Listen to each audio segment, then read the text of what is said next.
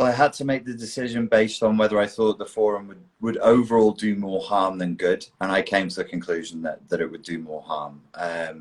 The part that you like about it, which is people speaking to each other, I agree with you. Like when I run the 30-day challenges, I think that's the best thing, is when people can see each other and support each other. That exact same space is a space that very quickly can become poisoned by people playing dominance hierarchy games, as you have seen play out on my forum within the first 4 weeks, sadly. And let me just say that I can actually relate to the heart space that they're in. I'm not talking about the people that are being kind of, like you said, you know, they're playing games. I mean the people that just can't help themselves, right? They just can't, they can't help but like having to like set boundaries aggressively and kind of take up the space that they probably never had before seeing your work. Right.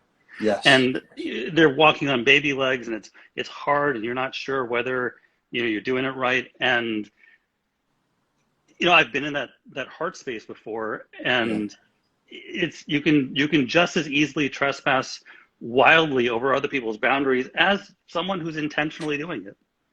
The big thing for me is UG, did you know I was closing the forum down? I did. Okay. Yeah. It's what I found. Like I did have the conversation with a couple of people. We could have hired moderators.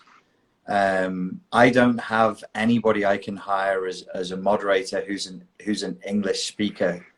I couldn't have people who know me moderate. I can't because you would end up, it would be traumatic for you. It would literally be because you would have to make a decision on what is this person really saying. The way I figure it is this: if somebody's saying something that is gamey, but you're not sure how gamey it is, and you don't know whether they're just flexing, as you said, walking on baby legs, or they're actually doing something nasty, in order to assess that, you have to consume it as though it's sincere communication. So UG, if I put you in that role, every day you would have had to have consumed a little drop of poison every single day, and it would drive you crazy. I just came to, it's impossible to police fairly. People who are not doing anything wrong will get kicked out, and people who are doing things wrong will stay. Guaranteed. Like you'll just get, like, the police will fuck it up. Whoever polices it is going to fuck it up. So I just thought it's easier to just say, okay, this is not the right format. Right. Get it. I get it. Because that kind of happens. No offense to anybody. I'm not, you know, with respect to everybody who does, you know, share anything with me when they DM me.